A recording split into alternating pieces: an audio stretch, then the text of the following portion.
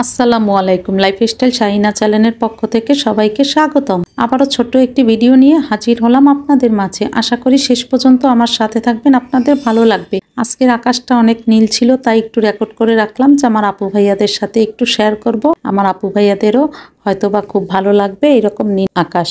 তো ভর্তা পছন্দ করে না এইরকম মানুষ যদি জিজ্ঞেস করা হয় তাহলে খুব কম মানুষই বলবে যে আমি ভর্তা পছন্দ করি না। বিশেষ করে আপুরা ভর্তা একটু বেশি পছন্দ করে, তবে ভাইয়ারাও কিন্তু ভর্তা পছন্দ করে। তাই ঝটপট একটি ভর্তার রেসিপি নিয়ে হাজির হলাম আপনাদের মাঝে। তো কাঁঠালের বিচি ভর্তা করব আজকে। অনেকেই কাঁঠালের বিচি ভর্তা খান, আবার অনেকে পছন্দ করেন না, কষ্ট হবে, এই জন্য তো আজকে ঝটপট কিভাবে ভর্তা বানানো যায় সেটাই দেখাবো। তো এই জন্য প্রথমে আমি কাঁঠালের বিচিগুলো খোলায় টেলে নিয়েছি। একেবারে হালকা জালে আমি ভালো করে টেলে নিয়েছি। আর যদি বেশি জাল দিয়ে কাঁঠালের বিচিগুলো টালা হয় তাহলে কিন্তু পুড়ে যাবে, ভিতর কিন্তু হবে না। এই জন্য হালকা জালেই কিন্তু কাঁঠালের বিচিগুলো অফ ক্যামেরায় আমি খোলায় টেলে নিয়ে এখন আমি প্রত্যেকটা আমি রেখে দিয়েছি। কাঁঠালের বিচি কিন্তু এমনিতেও খাওয়া যায় ছিলে।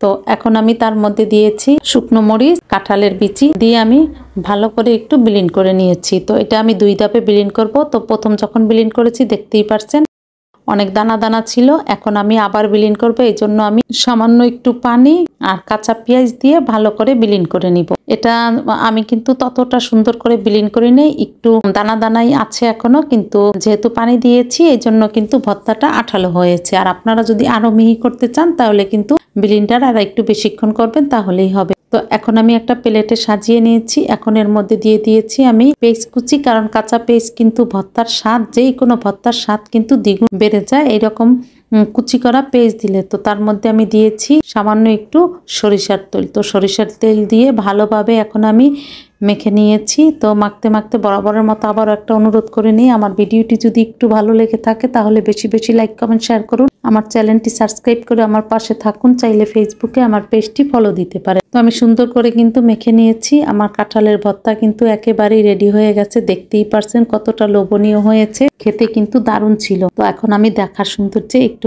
শুকনো মরিচ দিয়ে ডেকোরেশন করে নিচ্ছি, কারণ মরিচগুলো আগেই আমি অফ ক্যামেরায় বেছে নিয়েছিলাম যেহেতু ভর্তা করব এই জন্য। তো এটা কিন্তু একেবারেই অপশনাল, আপনারা কিন্তু এটা বাদ দিতে পারেন। আমি শুধু দেখার সৌন্দর্যের জন্য এইভাবে সাজিয়ে নিয়েছি। তো একবার হলো এইরকম ঝটপট কাঁঠালের বিচি ভর্তা খেয়ে দেখেন, ভোরে ভাত খেতে পারবেন। এইরকম কাঁঠালের বিচি দিয়ে খুবই সুস্বাদু হয় এইরকম কাঁঠালের বিচি ভর্তা। আশা করি কমেন্টে জানাতে ভুলবেন না কিরকম হয়েছে। তো রোস্ট পোলাওয়ের চাইতেও কিন্তু বেশি ভাত খাওয়া যায় ভর্তা দিয়ে। ভর্তা দিয়ে ভাত দেখবেন একেবারেই পেট ভরে খাওয়া যায়। যখন কোনো কিছু দিয়ে ভাত খেতে ইচ্ছে করে না তখন ভর্তা দিয়ে খাবেন, দেখবেন খুব ভালো লাগবে। তো আজ এখানেই বিদায় নিচ্ছি। আমার ভুল ত্রুটিগুলো ক্ষমা সুন্দর দৃষ্টিতে দেখবেন। আসসালামু আলাইকুম, আল্লাহ হাফেজ।